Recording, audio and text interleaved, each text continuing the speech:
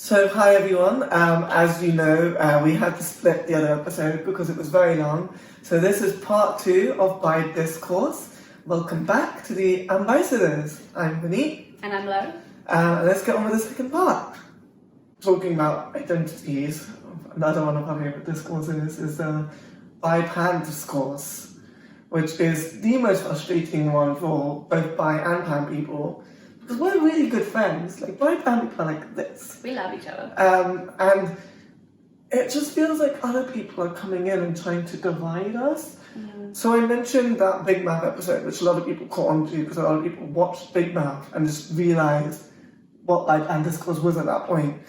But it was basically talking about the difference between bi and pan. And people constantly try and say, what is the difference? What is the difference?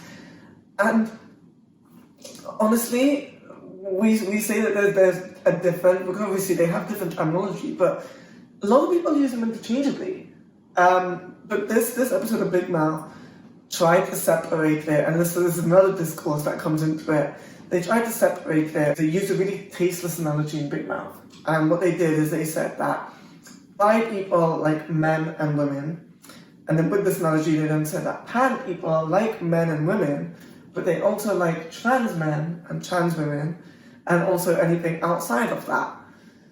So what they were essentially doing is that the other discourse that comes in is that bi people are transphobic. Yeah, and I think we spoke about that a little bit in one of our previous episodes about the definition of bisexual not being a binary one. But this discourse has been going on for so long about, does the bi and binary represent men and women? Yeah. And the answer is no, it doesn't. Because like all of our words, like the word homosexual, this was reclaimed. Yeah. This was reclaimed as a medical term, as a pathologization, I'm not saying that right, I don't care, of our identities and desires. People were called homosexual or bisexual as a way of saying that our desires were disorders. And then as homosexual people and bisexual people, we reclaimed those terms. And so, yes, when sexologists called bi people bisexual, they meant has sex with men and women, because at that point, sexology and genderology hadn't really caught up to the idea that there was more than those options. Yeah. But when we started to reclaim that term, we reclaimed it as our own and expanded it to mean people of all genders, or people of similar and different genders, or more than one gender. Yeah. And this is the thing, is especially when you start saying that bi people are transphobic, what you're trying to say is that trans men aren't men and trans women aren't women, which actually makes you the transphobe. Acting like there's a separation between man, especially when they say man, trans man. It's like, well, no, if you're going to say that, it should be cis man and trans man. And we never said cis man, we said men. So that includes trans men as well. So to act like there's a separation makes you the transphobe, actually. Yeah. But yeah, make it very clear. Trans men are men, trans women are women. When we say men and women, we mean trans as well.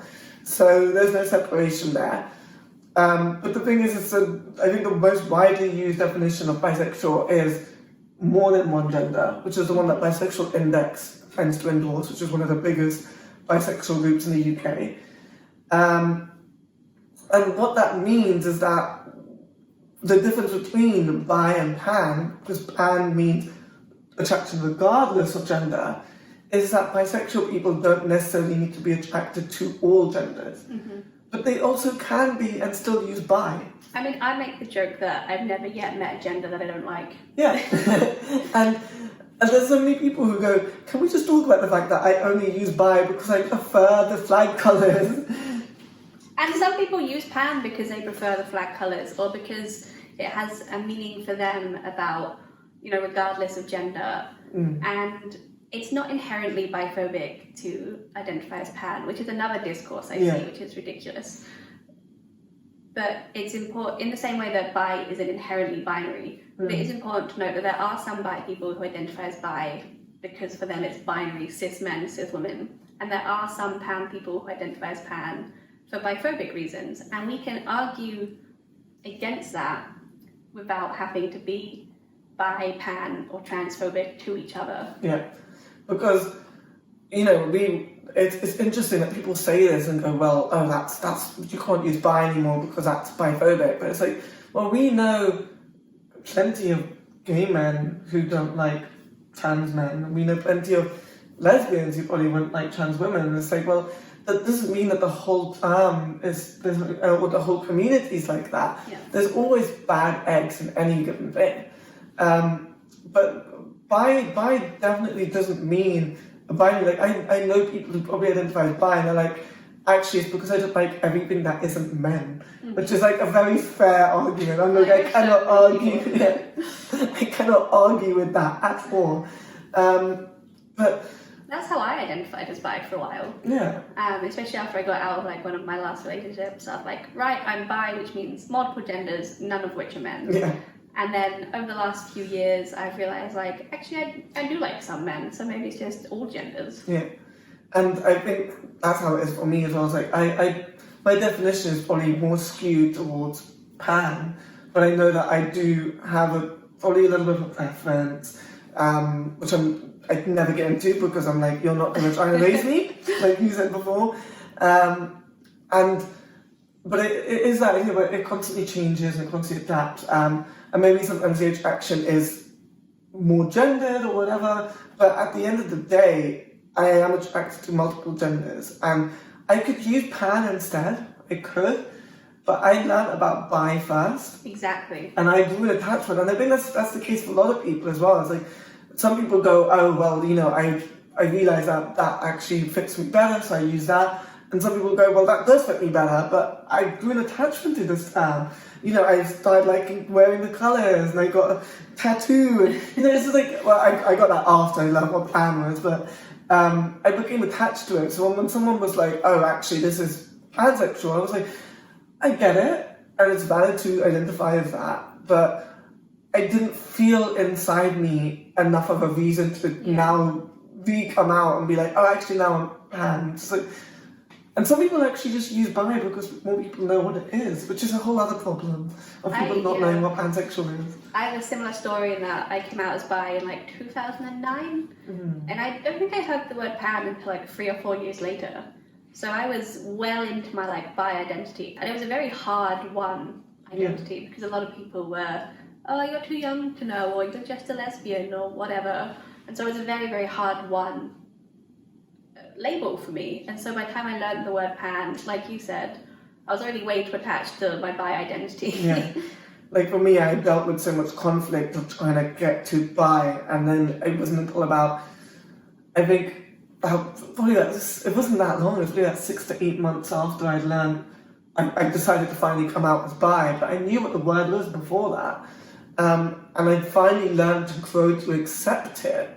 And then it's suddenly like, oh, you should be using this other term. And I'm like, man, there's enough conflict in my head as it is to just try and accept this to myself. That I don't have to now learn a whole new other thing and start using another term. And I think it's totally valid to do that. But the way that people try and wedge themselves into a community which is so tightly knit and then tries to make a little border between them. Yeah. I know so many people who use bi and pan interchangeably. Same. They actually got to a point where they just say, I'm bi-pan. I love that. But the thing is, people don't like it because they want to have everything in a box, and they want to make lines around the box and borders, and it's like a bookshelf, right? Yeah. Where it's like you need to have each compartment, and each compartment needs to be a separate thing. Different genre of queer. And it's like that doesn't work for any identity, and it definitely doesn't work for bi and pan. I think that's where a lot of all discourse within the LGBT community comes from, is people trying to create these neat little separations between identities, and oh, this belongs to this identity and this is part of this identity and blah blah blah blah. Whereas actually that's not how it works. Like, as community organizers, every time I try to organize an event and be like, okay, I want this event to be for these people, you then have to start asking, well, what if someone from this group wants to come? So like, I run the Bi Survivors Network, which is for bi people. But if someone who had been abused by a partner, a male partner, who was a woman, who identified as bi at the time, and that was part of the abuse that she suffered, and then she later came out as a lesbian, I'm not going to tell her that she can't access the Bi Survivors Network, because that's a resource she needs. And I think so much of all discourse, but especially bi discourse, comes down to where do we fit on the bookshelf? Yeah. Because, you know, I have experiences that are closer to things that a lesbian might experience than, say, another bi woman has even experienced. Some bi trans people are going to have experiences closer to gay men than to, you know, to somebody else. And so our experiences are so mismatched, so like they could go across the whole spectrum that we often don't fit onto those bookshelves. Yeah, and I think it's a problem when we keep trying to box people in when it just doesn't work. It just creates more and more conflict. And then bi people don't care. We're like, do what you want, have fun. But it's everyone else on the outside looking in who don't like our fluidity and our lack of borders. They keep trying to make them, and that's like we have to keep fighting it. Like that, when that Big Mouth thing came out, every single bi person just put their face in their hands and was like, here we go again, and just like get the border out of our community. Yeah. Because it's so frustrating. It's like we're so happy just doing what we're doing, and people keep trying to ruin our community. And it's just like, you have no right here, just leave. You have no power here. You have no power here, just leave. When people ask me to explain the difference between bi and pan, I give the definitions. Yeah. And then if they're still like, oh, well, you know, how's that different? It's the same thing. I explain like, well, are fuchsia and magenta the same thing? Yeah. Because yes, they're both types of pink. They could both identify as pink if they wanted to. Yeah. And you can make a gradient of fuchsia to magenta where you can't even tell where one ends and the other begins. But you can still have, there's still two different shades of experiences of pink. Yeah. And you can have something that's like a fuchsia-y magenta or a magenta-y fuchsia. Because there's a lot of other terms in our community as well, like polysexual and omnisexual and heteroflexible and all of those kind of different terms. And it's I saw a really great like meme of this, which is probably by a bi person, where I had all like I had a panel of people and there's all the different flags, and it was like these terms broadly overlap. There's a lot of similarities between them, but there are very slight differences, and that matters to people. And they're all valid. They're all valid. You can use them all if you want to. You can use some of them. You can use one of them, but it doesn't matter because they broadly overlap, and there's a lot of shared experiences, and that's why we're all such close as a community. Even to the point where there's some people who founded by a community but actually identify as pan more. So we're so close as a community, but there are slight differences between us, and that's fine because we embrace each other with our differences. Yeah.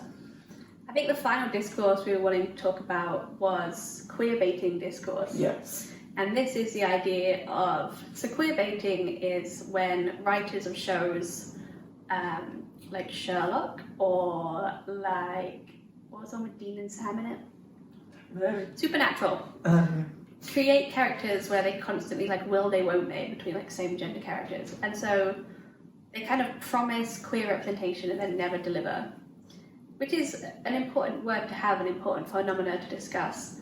But then people try to apply that to real life people when they come out, and they say, oh, they're just queer baiting because they've come out as bi, pan, queer, but they've not actually had a relationship with someone of the same gender, and therefore they're just like lying to us.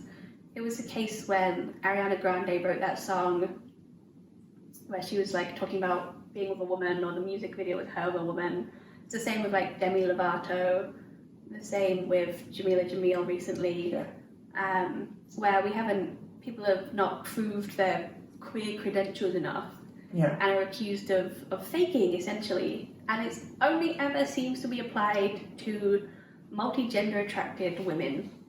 I've never seen queerbaiting discourse happen when someone comes out as a lesbian when they haven't yet had a relationship with a woman, or when someone comes out as gay when they haven't publicly had a relationship with a man, they're never accused of queerbaiting.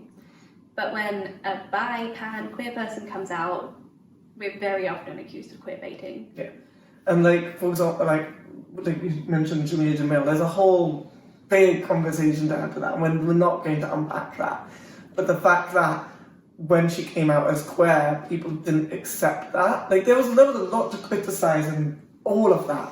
But the one thing we're not going to do is criticise their identity or validate their identity whilst you're criticising someone.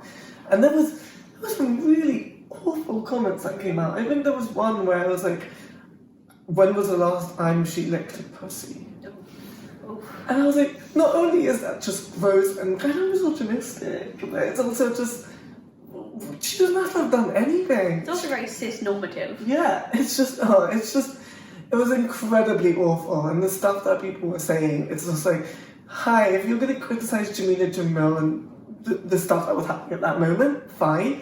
But please don't put biphobic stuff into it at the same time. There's no need for any of that. Because that's not what the criticism was about.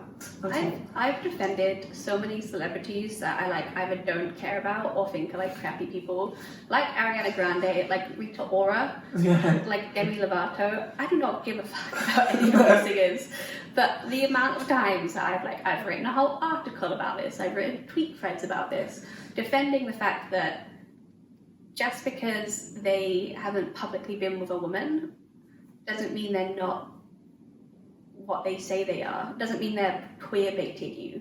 When Kalani got pregnant from a cis man, there was a huge discourse about how she had been calling herself queer this whole time, or bi, I'm not sure which one, and now she was getting pregnant and she'd just been queer baiting this whole time. When actually any queer people can get pregnant. It doesn't make them not queer. And she had never claimed to not be attracted to men. And so I saw this huge discourse, this tweet that I still think about the other day. Like, I think about it constantly, talking about the nebulous fluidity of queer and how it's a pointless term because then you can just go get pregnant by a man. And I was like, yeah, yeah, you can. So that was another big queer baiting discourse that we had. Every time a bi woman does something that's not deemed gay enough, we have to have a new round of queer baiting discourse. And it's like you said, it's an important topic when we talk about it in terms of TV shows and stuff, because it is so often done. Like, we see it with Disney. Literally, just recently, as at time of recording this, the queer character within Onward. And it's a constant thing that they constantly uplift these queer characters and talk about it all the time, and then it's one scene that they edit out of multiple countries. Like in Dory, when it was like, oh, there's going to be a lesbian couple in Dory, and it was like one flash of two mums like putting a toy on a child. Yeah, which actually, when people were saying Finding Dory, I was like, there was queer, and I didn't even remember it because that's how unmemorable the scene was. And they do this so often, and it's clearly trying to cash in on that being pound. So there is a conversation to be had, but when you're talking about real people, it's like, that's a real person. Yeah. Our experiences aren't always tidy or linear. Yeah. They're often very messy, and that's not queer baiting, that's being human in a society that doesn't want you to not be straight. Yeah.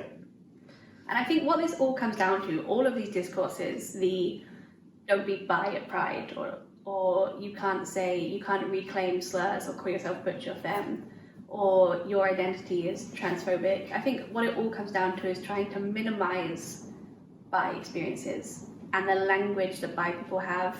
Because as we mentioned in the mental health one, whenever we try and talk about bi disparities, we get accused of oppression Olympics. And it's all about trying to minimize how we can talk about our experiences so that people don't have to listen to us or can rationalize the fact that they're not listening to us. Yeah, which is exactly the opposite of being a good ally to bi people, which is troubling because of the fact that we're experiencing so many problems. So that'll be a future episode of how you can be a better bi ally. So tell us below the bi discourse that boils your blood the most. and give us examples of it if you want. Maybe Yeah. we'll do another one if we've missed any type of bi discourse that you want to see us talk about. Make sure you like and subscribe, and we will see you in a future episode. Bye. Bye.